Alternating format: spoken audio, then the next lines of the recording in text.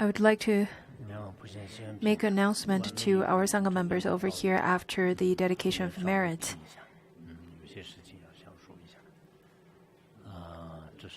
That's the first thing. And the second is that today we'll finish this Sigalovada Sutta, and next Wednesday we will have a class on a rather short sutra, a sutra on parents. A very short and simple sutra. It is included in the Tibetan language but not in other languages. Therefore, next week I'm going to give the teaching on that sutra. That's the next one. The next thing I would like to announce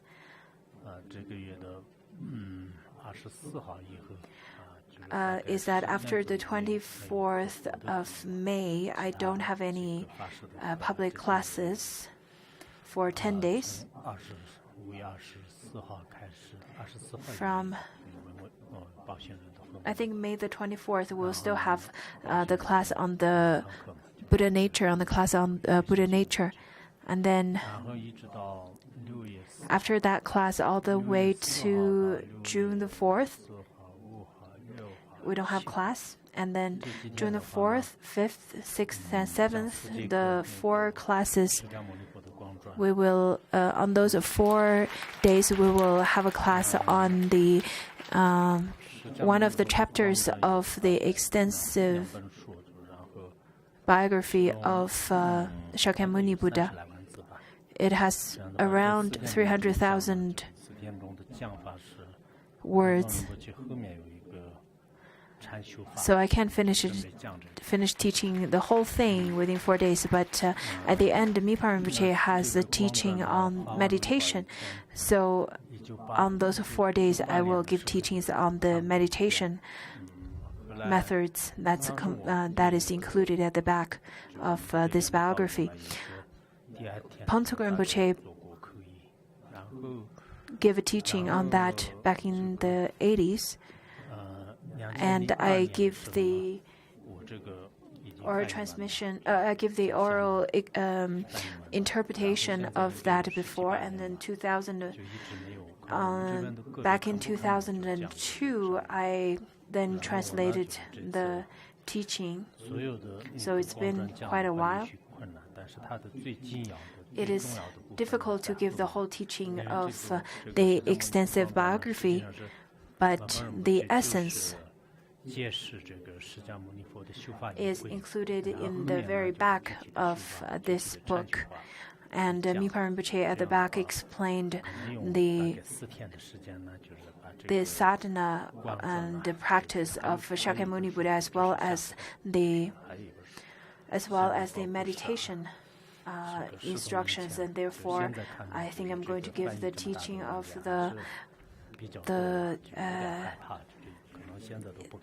that part in 4 days. This is only the second half of the book that I translated. Now, when I look at such thick book, I don't dare to translate such big books anymore. This is quite a scary project for me to take up nowadays. The meditation instructions were translated into English last year during the World Youth Buddhist Symposium.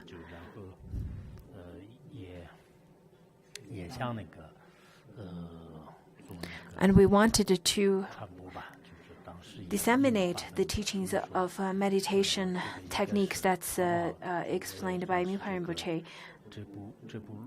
That was the plan last year. And I think this year I will have this opportunity to give the teaching of this. In fact, this is the first time I would teach on this text that I translated 18 years ago. This is really the first time. So June the 4th to June the 7th, those 4 days, within those 4 days, I will give teachings.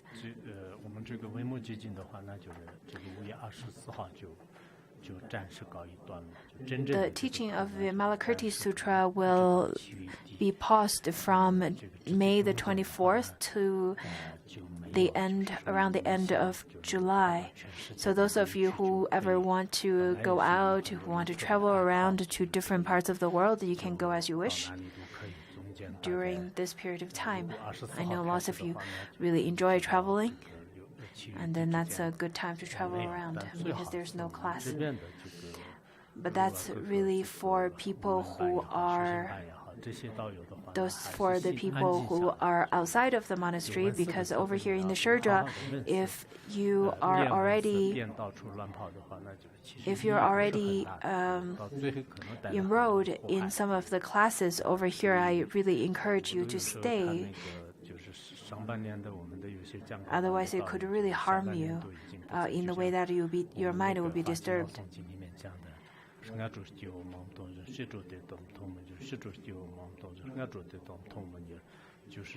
As according to the sutra, it says that in the morning you see lots of people, in the afternoon you don't see them anymore. Yesterday you saw some people, and tomorrow you don't see them anymore. So for lots of people, you will see them today, and maybe tomorrow they will then run away from here. They would travel around and don't want to abide and stay where they are. And those kind of perturbed mind will bring lots of difficulties and obstacles in terms of your path. And this is really up to you, wherever you want to go or not. I, in fact, have no more of the graspings, and therefore I feel lots more of freedom. From tomorrow onwards, we will have the class on the text of Uttara Tantra, which is the class on the text on Buddha nature. For now, everyone whomsoever wants to listen to it, I'll give you the opportunity to provide you the methods of listening to this class. But that's really for now. We never know how things would change and unfold later on. But that's the plan, at least to make it open to everyone whosoever enjoys this class. So we finished all the other 5 directions in the previous classes, and today is really the last direction. The last direction is to Shramanas and Brahmins, how to then relate to people who are of a higher status or of a higher virtue. So Sigalaka, the Buddha told him, saying that a lay practitioner, you should then respect the Shramana and Brahman with these 5 things. Shramana, according to the explanation of Kumar Jiva, he said that as long as a practitioner who is practicing aesthetics as a renunciate, then this person could be called as a Shramana, let it be a Buddhist or any other from any other tradition or any other religions. So that's a Shramana.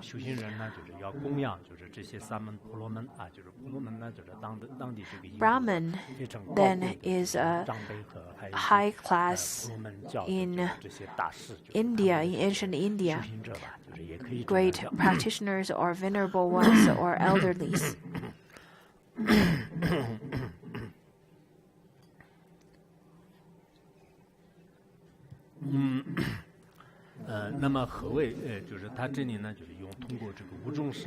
And what are the 5 things that lay practitioners should respect them with? The first one is to show kindness through action, the second one is through speech, and third one is through mind. And fourth one is to provide material needs timely, and fifth one is keep the doors open. to the teacher, to the shramana, to the elderly, a lay practitioner should respect them with their body. Over here, kindness is a mentality. And how could you show kindness through your body then? It is to show respect, to serve, to prostrate, to pay reverence, and do not consider yourself as arrogant in front of them. It's in fact not anything like that at all. So you have to pay respect through your actions with a veneration to them. And second one is through the speech with kindness. So you should use a rather peaceful, rather loving, sweet speech to respect them, to show respect, not to use coarse language, not to use any of the filthy language. Rather, you should use the very kind language to respect them. And third one is with mind. With the mind of purity, with the mind of respect, with the mind of kindness. And the fourth one is to provide material needs timely, to offer to the Shramana and the Brahman, your teacher or your guru, whenever they have any material needs. Maybe they're hungry, maybe they are in need of something. Just as the patients or guests from afar or a newcomer, those people whomsoever are in need of things, then you should help them and provide to them. This is quite important to provide material offerings to people whomsoever need it. When it is needed, do not provide to people who don't need it, and it's rather like stacking flowers on top of a beautiful box. This is really not the kind of providing. Rather, the kind of timely providing is when people are really in need of whatever you can offer. The fifth one is to keep the doors open. Often keep the doors open whenever people are there. You can provide to them to whatever they need. So as a rather as a lay practitioner, so you should also keep your doors open and show respect in such a way, or it shows that you're ready to welcome them at any time.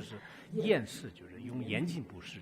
are 7 ways, according to a sutra, it says that there are 7 ways to make offering. The first one is through the eyes, with kindness, with peacefulness, and then provide to them, and then to make offering to them. The second one is making offering to them with the kind expressions, with a smile, with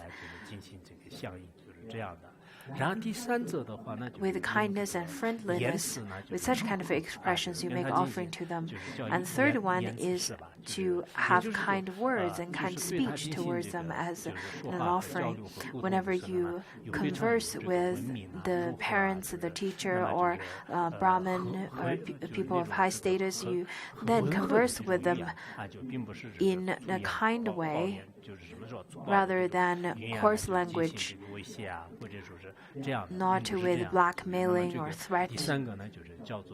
So that's the third one. The fourth one is the offering of body.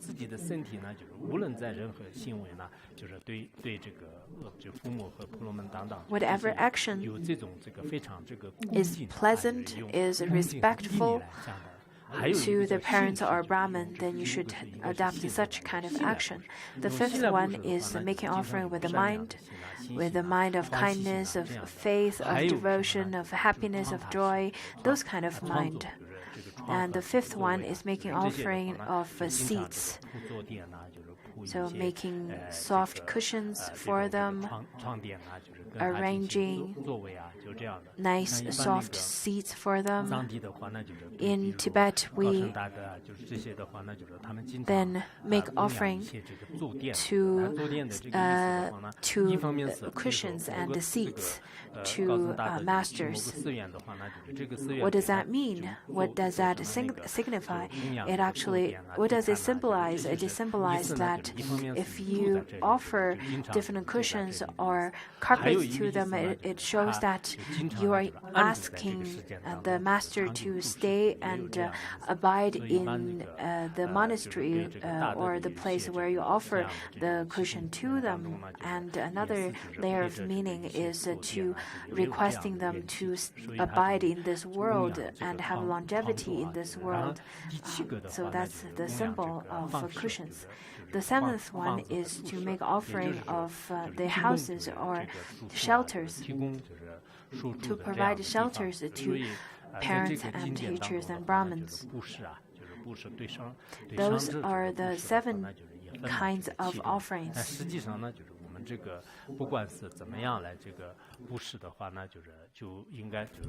In fact, any kind of offering or giving showing such kind of generosity will bring lots of merits, not only in this lifetime but many lifetimes. There are objects of making offering, the objects which are pure, which are of respect, which are full of merits, such as Sangha, such as enlightened masters, and so on. Those are the places or object of offering that is worth to make such offering, because they are because they themselves have lots of merits.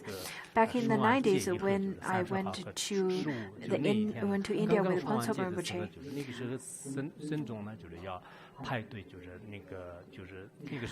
at one time,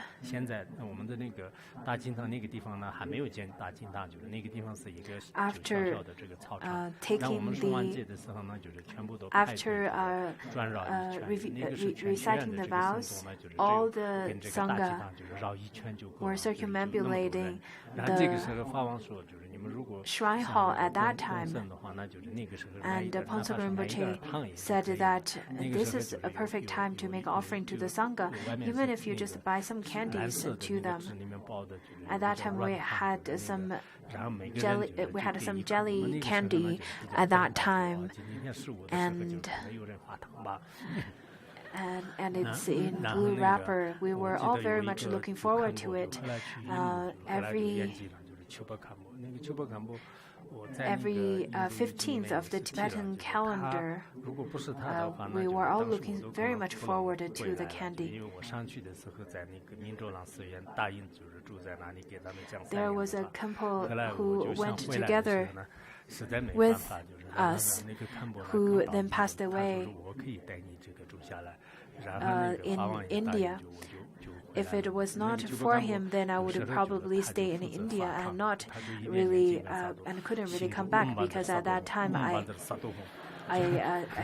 vowed to I promised them to teach them for 3 years, but the other couple then took over my position and taught over there for a while.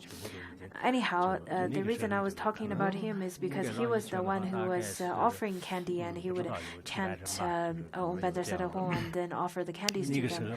At that time, I think we had around hundreds of people. I just remembered him. It is after a certain period of time or after certain rituals, it is the best time to make offerings. There was a sutra The sutra's name is the sutra taught by the Buddha and Nirgrantha. It says that by offering food to the Buddhist monastics, as a result, in all future lives, one will obtain 7 kinds of merits, which are excellent appearance, longevity, power, eloquence, taking joy in expounding the Buddha Dharma, and be born in a happy heavenly realm, and ultimately attaining nirvana.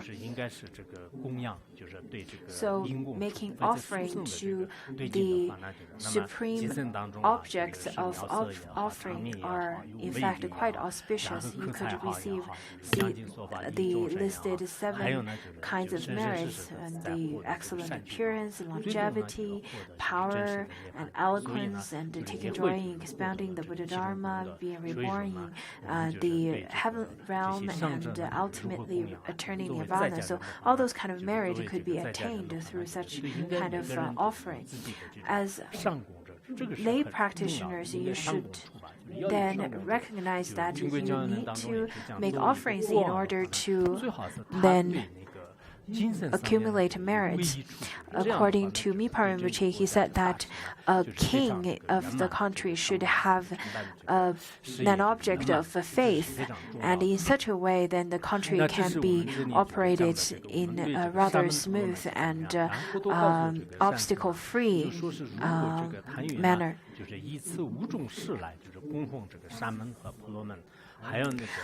So, Sigalaka, if a lay practitioner could use such 5 things to make offering to the Shramana and the Brahmins, then the Shramana and the Brahmins should reciprocate with such 6 things that's listed below. As I said earlier, this Sigalovada Sutra is quite advanced than its time, because it talks about how one party should offer to the other, and the other party should reciprocate with kindness as well. It is not that you have to do so and so, but the other party doesn't have any responsibilities to reciprocate at all. There are prerequisites for students to teachers, how students should treat teachers, and then there's a requirement for teachers how to respect and teach students, and similarly apply to children and parents and other things as well. In this sutra, I think this is quite important, because then you would recognize that there are so many crowds of people within your life. If you could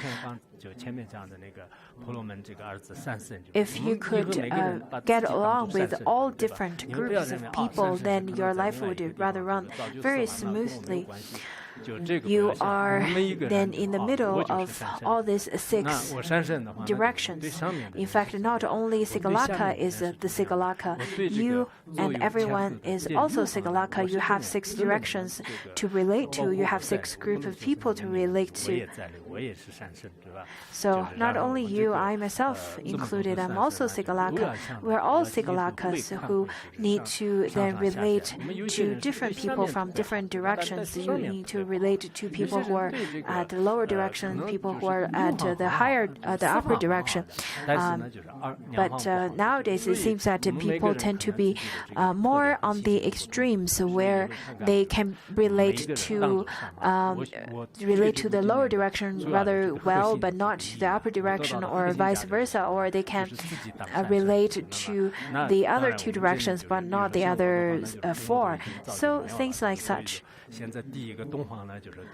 To me, my parents all passed away. Therefore, I don't have an east direction to relate to anymore. Therefore, I can then visualize that all sentient beings are my parents and had been my parents before. But that's okay, because there are still so many people in different directions that I can relate to. And then the next one how the Shamanas and Brahmins need to then reciprocate the kindness to the lay practitioner. There are 6 things, so they have higher requirement in terms of how to then help the lay practitioner, or how to relate to the person whomsoever make offering to them. You should not think about the person whomsoever offers to you or serve you as only a source of service and only enjoy their service without reciprocate their kindness. Unlike nowadays, how some of the CEOs or leaders would relate to their employees and so on. So what should the Shramana and the Brahmins do first? The first of all is to protect them from doing evil, because after the lay practitioner or the person whomsoever make an offering to them, if they commit any evil, then it is not good for them in terms of this lifetime as well as the next lifetime. So you do carry on some responsibilities for them in order to help them out. I think lots of times when people are making wrong decisions, it is mostly because of the people, they do not receive enough kindness and care from the ones such as the Shramanas and the Brahmins, and do not receive enough guide from them either. There was a sutra. That sutra is a compendium of Samyukatagama Sutra that is then collected by an Indian monastic. It has a story within that is recorded. It says that there was a butcher. The butcher wanted to make offering to the monastics, but the monastics are too afraid of him and don't want to get even close to him. And then once this butcher saw a newly ordained Shramana, a newly ordained monk, and then the butcher requested him to stay in his house, and he would make offering to this monk.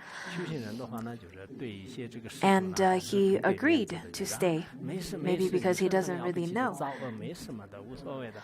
And then, by staying at the place of the butcher, the monk didn't really say anything, maybe because he was too afraid of losing the offering, or maybe some other reason. Just as nowadays there are people don't dare to say anything controversial or incontroversial with the other person's habitual patterns. Otherwise, they're afraid that they would lose all the advantages. So, without saying anything, long years had passed, and then the butcher died and was reborn as a ghost and stay in the river, and he was suffering a lot in that river. And then one day the Shramana, the monk, was traveling with a friend on a boat crossing that river. The ghost then caught the boat without letting them going. And then he said that, "Why didn't you advise me of not conducting such evil deeds when I was alive? Look at me now, I'm suffering so much, and it is because you didn't stop me. So I'm going to kill you." And the friend who traveled with the monk said that no, you shouldn't do this, because if you kill a practitioner, then the karmic fruition of that is going to be even worse. It's going to be even more terrible than what you are experiencing at this moment. And then the ghost at that moment said, I know what the karmic consequences is going to be, but I can't stop my anger, because it is only because he didn't uphold his whose responsibility I am at this place right at this moment. So the friend, after lots of convincing, the ghost finally agreed that, okay, I'll let you go and not kill you only if you chant mantras and dedicate merit to me. And that's what the monk did at that moment. Right away, the ghost felt a little bit better. He said, okay, I feel much better at this moment. And then the second day, after went back to the Dharma center, the monk then invited another realized master to chant and dedicate merit to this ghost. And because of the incredible merits and incredible blessings of the Dharma, at that moment the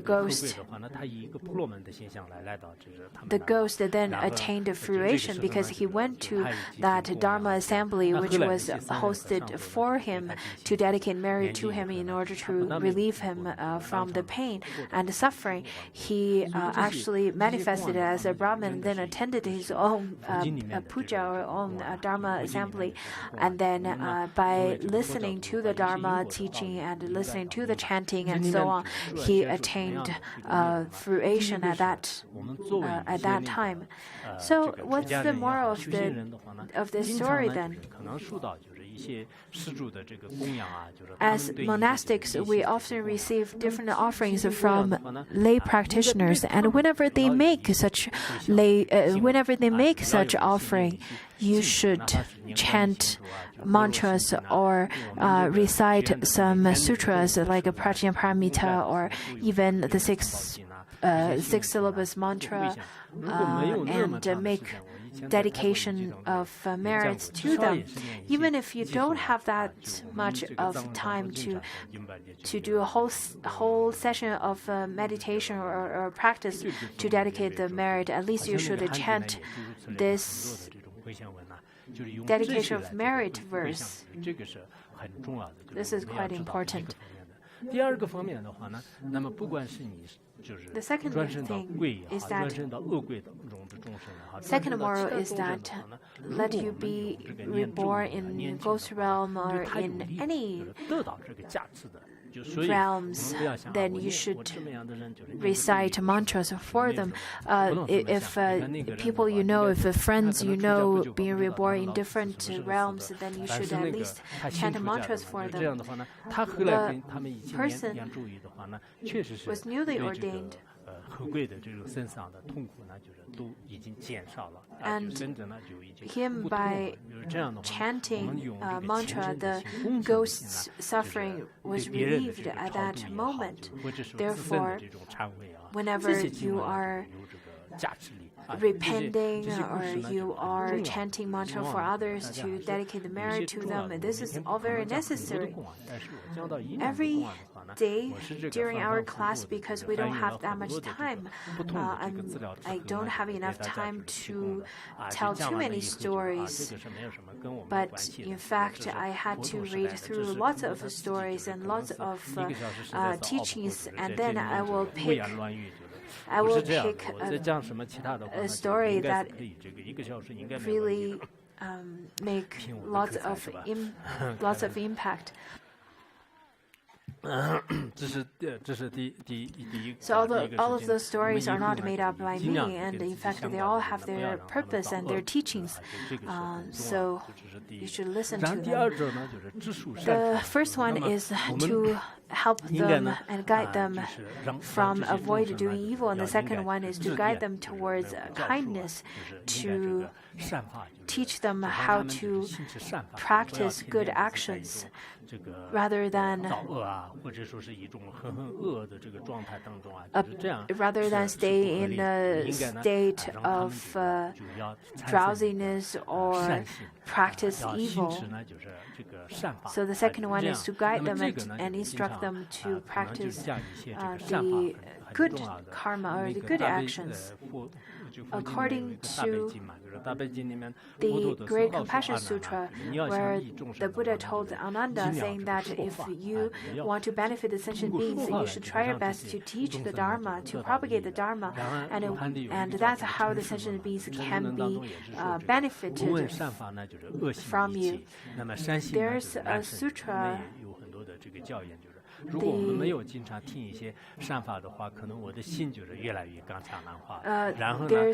There's a treatise, it's called the Treatise That Accomplishes Reality. It says that without listening to the virtuous teaching, non-virtuous thoughts will easily emerge, and the virtuous thoughts can hardly arise.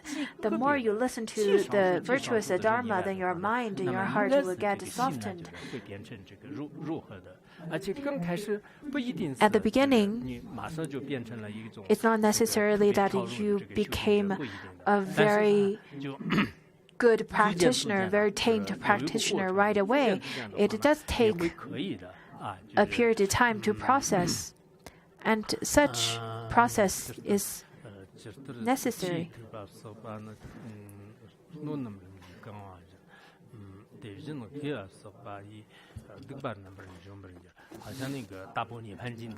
In the Great Mahaparinirvana Sutra, it says that a drop of water is small, the accumulation of which can eventually fill a great vessel. The same goes to a thought of virtue, the continuation of which can then thoroughly crush out a great evil. Maybe the kindness seems to be very small and really menial, such as using prayer wheels and circumambulating the stupas or shrine hall, and doing actions that seems very insignificant. Even arising great compassion to the sentient beings in one short moment, and kindness to others in a short moment. But with such accumulation of great kindness, such accumulation could then crush all the evil deeds that you accumulated from the past as well. Therefore, do not then belittle all the kind things that you've conducted, that you can conduct, and do not belittle the great evil, because even one moment of evil thoughts could also crush the virtuous deeds that you accumulated from eons and from the past. Therefore, as a teacher, it's quite important to teach the virtuous, give the virtuous teachings as much as possible. And the third one is to teach them to have a kind heart and kind mind.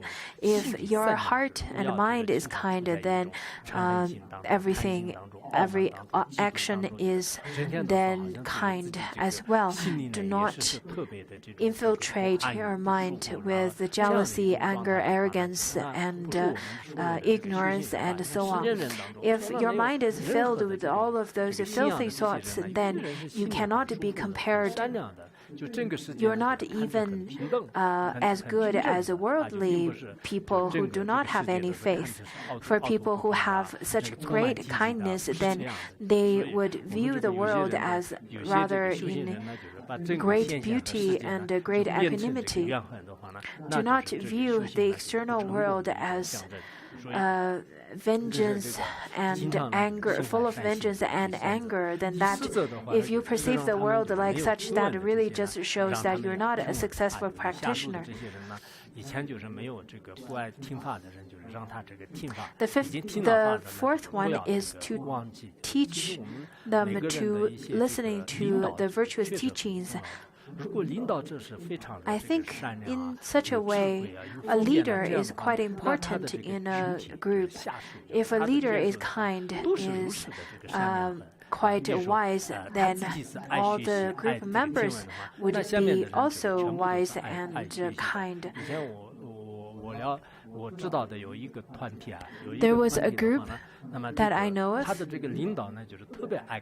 The leader of that group is quite a book reader, and the rest of his group member also followed him and read a lot. After a while, that group had a new leader. The other leader then had some other interest rather than reading books. I'm not going to review what his interest was. After 2 or 3 years, what I noticed was that the group members all then changed their interest to their leader's interest. And then it happened again that they had another leader who had a complete different interest, and then the group members all followed him as well. In the West, it is the same. Some students,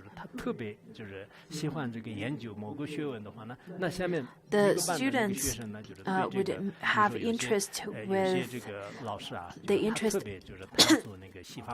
of the teacher.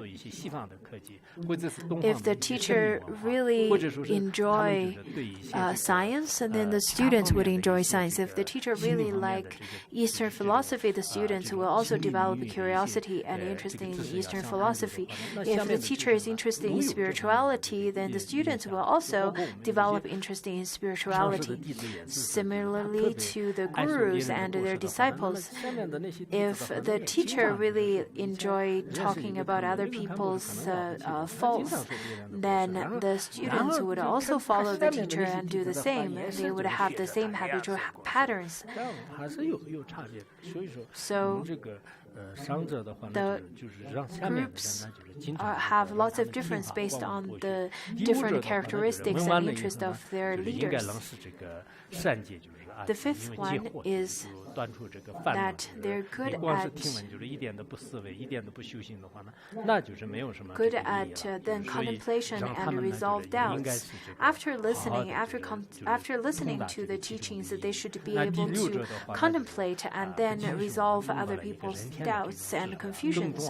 That's quite important. And then the sixth one is to then teach them the way to heavenly realm, to be reborn in heaven or human realm, and even nirvana according to Buddhism.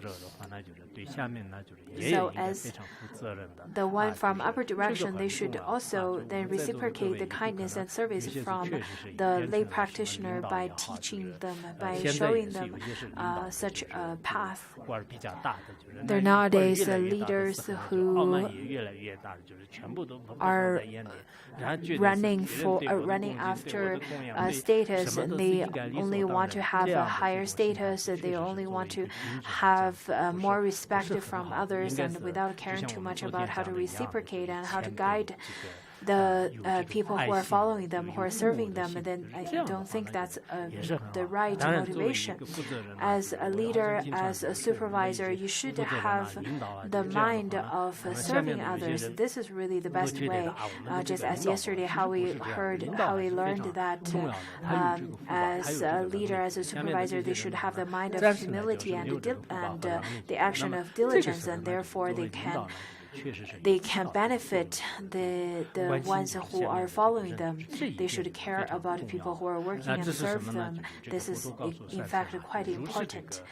Therefore, over here, the Tathagata then told Sigalaka, saying that if a lay practitioner could follow such a way and serve the Shramana Brahmin, then in such a way, this direction is protected and will be free of worry and fear. And then, summing up in verses, the Sublime Teacher said, in verses, the following verses, some of them are then described before, and some of them are new context.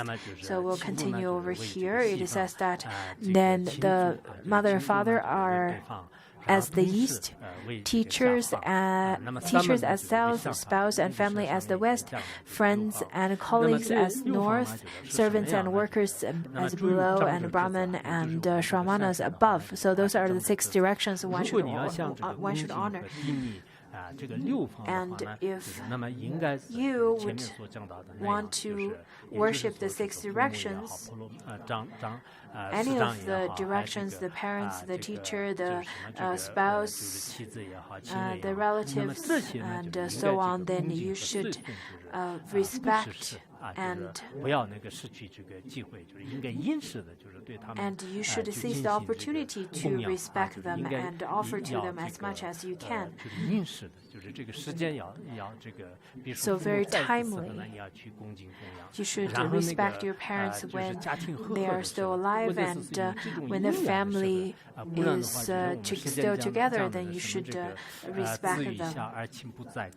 Otherwise, it's just like when the parents pass away, how could you then pay your respect to them? So over here it says that you should then respect them and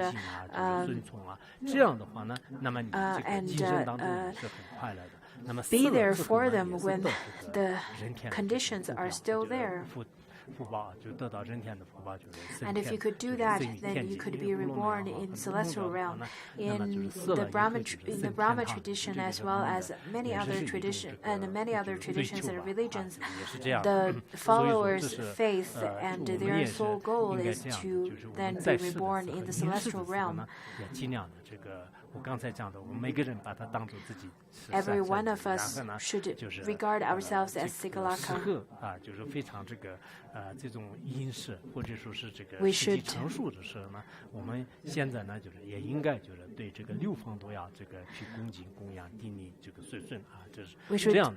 respect the 6 directions timely. 然后下面呢就是讲那个下面讲什么呢？就是讲那个。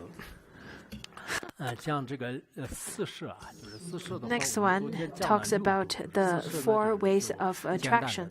Yesterday we talked about the 6 paramitas, and today it talks about the 4 ways of attraction. In the long discourse of the Buddha's teaching, in fact, this part has rather a longer explanation about the 4 attractions. But in this particular version, we don't have the long descriptions of the 4 attractions. Rather, we only have 4 short verses. So the first one is to have generosity towards others in terms of wealth as well as dharma. The second one is loving speech or kind speech. You should then use nice and kind speech to others, and not always scolding and harsh speech to others. Third one is to benefit others with your kind mind, and fourth one is to work together. You should then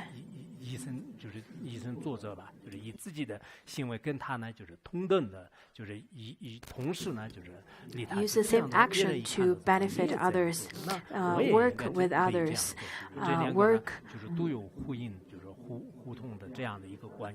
together with others, so that people would see that you're not only giving orders, rather you're working together with everyone. So those are the 4 things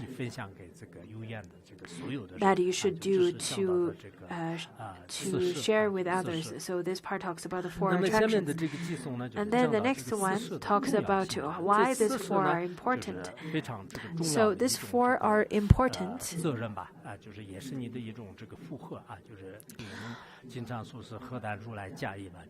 These are suitable everywhere, and this kind of disposition hold the world together like the 4 wheels of moving chariots. This kind of responsibility is very important, just like the wheels of a chariot. Once you have the 4 wheels of a chariot, then the chariot can then move forward. can uphold the chariots. So these are four things that attracts the people. It is in fact quite important when it comes to them benefiting sentient beings.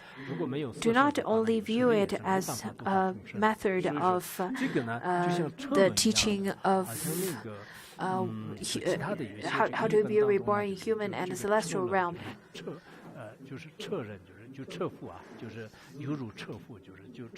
In some other translations, it says that it is not the four wheels, rather it is the person who is riding or driving the chariot. That's a different way of a different metaphor. Without this four, it says then, if the world doesn't have these four things, there is no filial piety as well as respect and nourishing one another. If you don't understand it, then there's no way of benefiting the 6 directions. If you don't use kind words, if you don't have generosity, if you don't have benefiting sentient beings, if you don't have loving speech, you have hating speech? Is there such a way of a hating speech?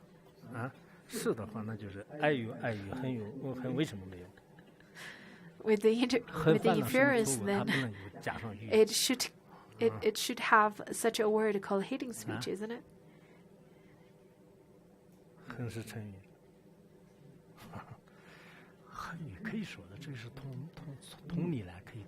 Hate speech, that is a valid term because of the logics of because you can because of the logics and inferences that works. The opposite of love is hate. Therefore, if loving speech stands valid, and so is hating speech. And the next verse talks about the merits of using these 4 attractions. The English translation is different than the Chinese translation. Therefore, the interpreter is going with the Chinese version according to the explanation of Khenpo Rinpoche. So yesterday we talked about the 4 ways or the 4 causes that you can uphold by. You can practice in order to be reborn in the celestial realm. So the wise one, it says that this kind of teaching in this world are the ones that are chosen by the wise ones. And if the wise ones could practice this, they can then receive the great fruition, and their fame and their reputation will be spread far and wide. If one can decorate and set up cushions, then set up also meal and drink and food, provided with generosity to people who are the object of receiving the object of offering, then in such a way, such a wise person's reputation could then spread far and wide. If you can provide with wealth as well as the Dharma, then of course your reputation will be then spreaded far and wide. You could have a good reputation. The next one says that old friend and new friends are not abandoned nor forgotten by you. Rather, you would benefit them with all different kinds of things. You would get along with them in harmony with the one who are higher of you and lower of you. In such a way, then you will be able to receive praises and good reputation. This is, in fact, quite an important verse, because as a person, we should be quite consistent with our friends and relatives. Do not abandon the old one once you meet a new friend. You should also try to benefit your friends. Do not harm them. Also, be in good relationship with people who are higher and lower of you as well. People nowadays, especially some monastics, may feel that the reputation doesn't really matter to me because I'm monastic. I've already renounced from everything. But I think reputation is quite important, because if you don't have a good reputation, then how can you then talk about liberation and merits then? And this is just like building a castle on top of ice if you don't even have a good reputation or recognition from others.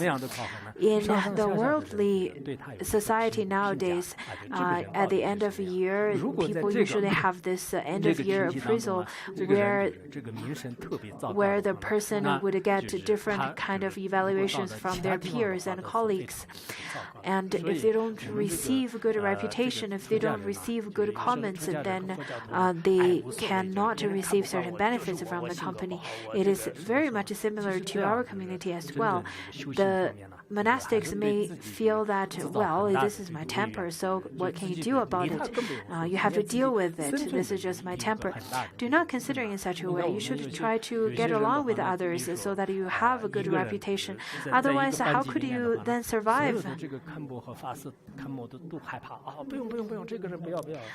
It's just like a person who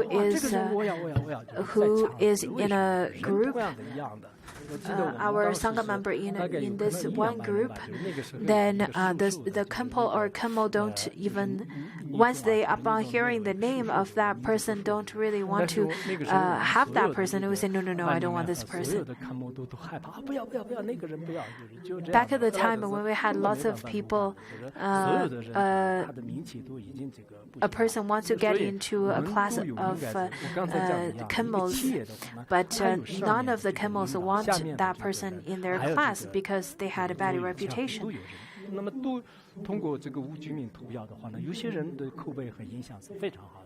There are people after receiving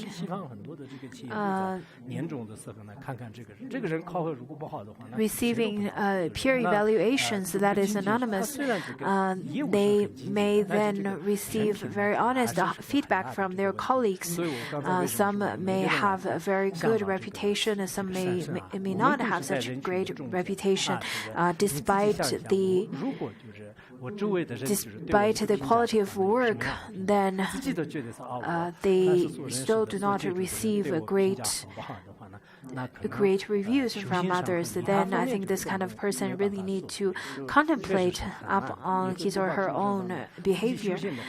So as practitioners, I really think you need to look at your own, look at yourself, and think about what kind of feedbacks you receive from others. If you want to benefit others, if you want to liberate all sentient beings, if you want to have supreme merits without having any good reputation, how could you receive all of those that you want, liberation and great merits and so on, without even having a good reputation from everyone else's feedback? If a good person dies, many people would cry for him. And if a bad person dies, not only many people would cry, I think many people are probably very happy about that. And then you can contemplate upon this. Do not just think that I'm a practitioner, I renounce everything. I don't care what the others think of me. I'm just practicing my own Maha'ati. I think such kind of Maha'ati practice is rather difficult.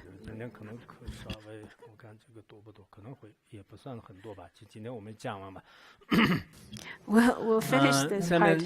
Maybe it will be a little longer. I hope that you then remember this part, this verse.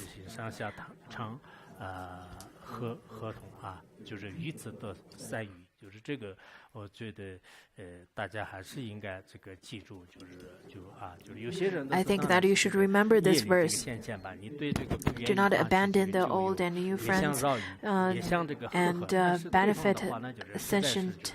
benefit them with different things and get along with others, high and low with harmony, and receive good reputation. Sometimes, although you practice all of those, you may not even be able to receive good reputation, and that's maybe part of your karmic fruition.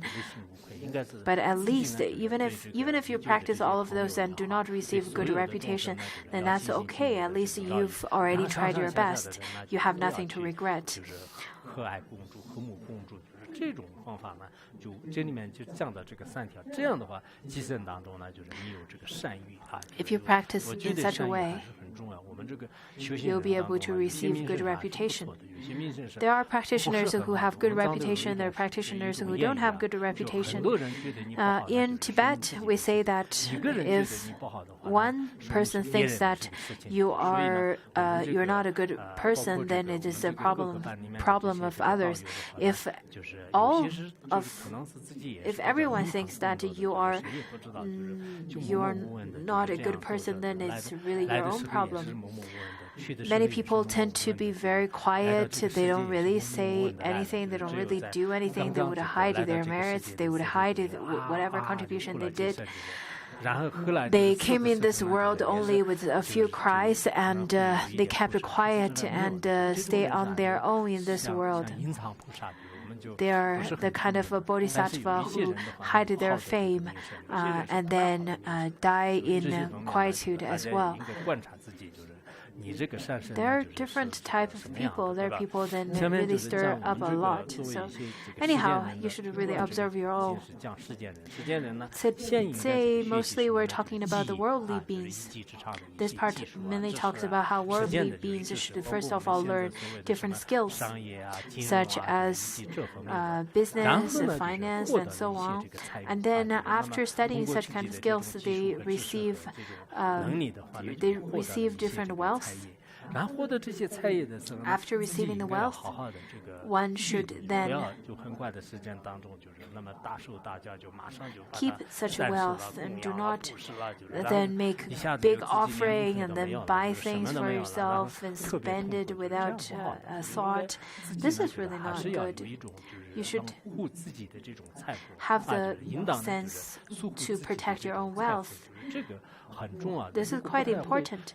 If you do not know how to manage and protect your wealth, then it could be very difficult. I see that in the West, in some news, they say that 1/3 of the middle class could not even take out $400 in cash because they don't have much of the savings. And once the Social Security is no longer reliable whenever you are sick, whenever some accidents and some unforeseen changes happens, at that moment, people could run into great troubles. Accumulating too much wealth and being too stingy is one extreme, and not safeguarding your wealth and make savings is also another extreme.